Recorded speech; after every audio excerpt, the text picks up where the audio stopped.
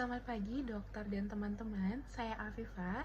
Di sini saya akan membahas tentang transient ischemic attack atau TIA. Untuk definisi dari TIA sendiri adalah episode sementara disfungsi dari neurologis akibat dari iskemi vokal otak, sumsum tulang belakang atau retina tanpa adanya infrak akut atau cedera jaringan.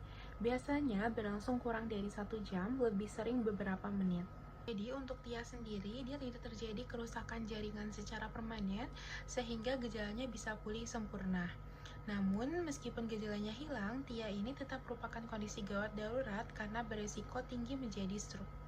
Untuk etiologi dari TIA sendiri dikarenakan adanya penyumbatan pada pembuluh darah yang menyalurkan darah ke otak.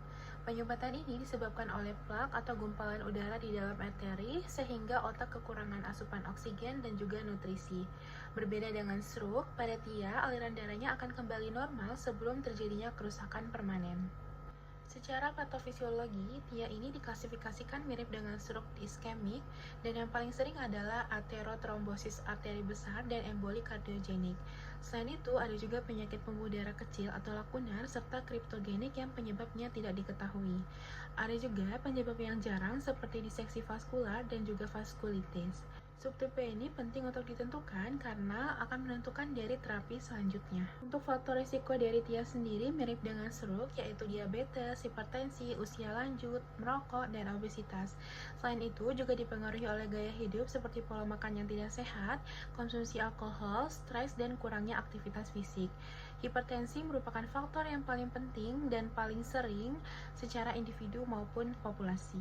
Untuk anamnesis dari TIA ditandai dengan onset yang mendadak dan gejala neurologis vokal yang reversibel.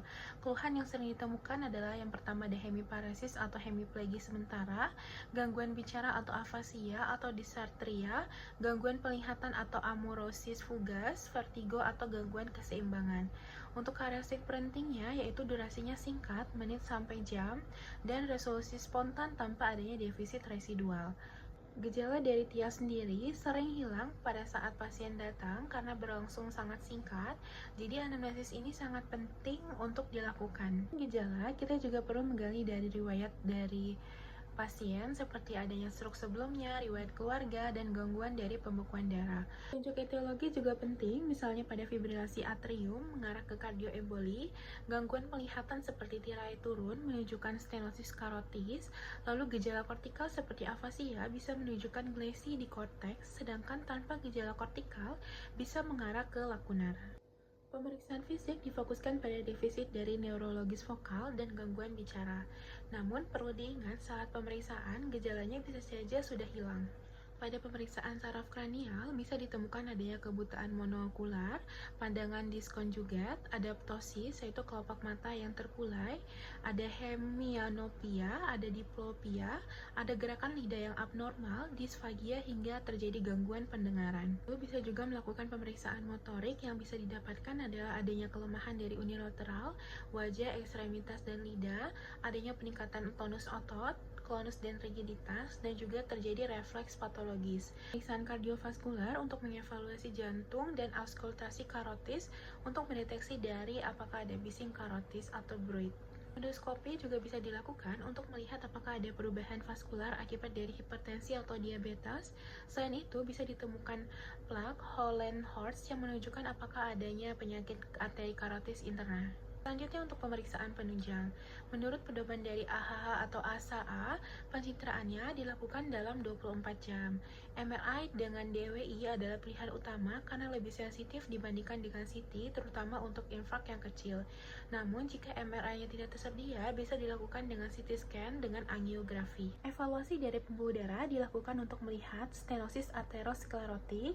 Untuk modalitasnya, yaitu meliputi dari USG karotis, Doppler transkranial, MRA, dan juga CTA. Untuk kandidat operasi atau kandidat endarektomi karotis, pencitraannya harus dilakukan di bawah dari 1 minggu. Evaluasi jantung penting untuk mencari dari sumber embolinya, dilakukan EKG dan ekokardiografi untuk melihat dari trombus, kelainan katup atau PFO, dan Holter digunakan untuk mendeteksi adanya fibrilasi atrium paroksimal.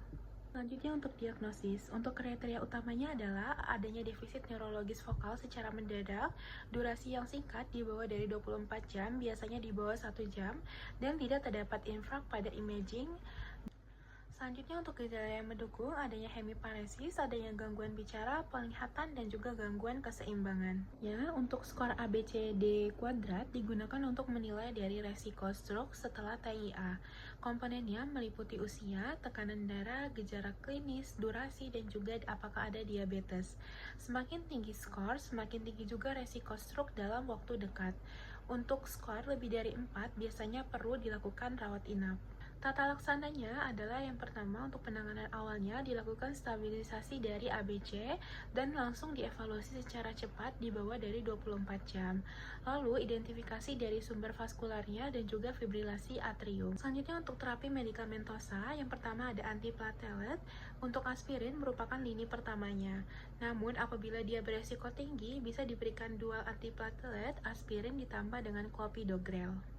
Untuk tata laksana bedah pada TIA bertujuan untuk mencegah dari terjadinya stroke yang berulang, terutama pada pasien dengan stenosis pembuluh darah besar seperti arteri karotis.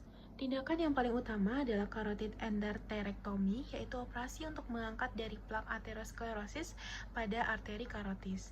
Tindakan ini direkomendasikan pada pasien dengan stenosis karotis simptomatik lebih dari 70% dan idealnya dilakukan pada waktu kurang dari 14 hari setelah dari TIA. Selain itu, terdapat juga alternatif berupa carotid artery stenting, yaitu prosedur minimal invasif yang dilakukan pada pasien dengan resiko operasi tinggi.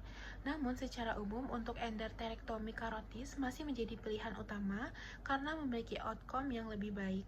Stenosis intrakranial, tindakan stenting tidak lebih efektif dibandingkan terapi medikamentosa agresif, sehingga untuk terapi utama tetap medikamentosa.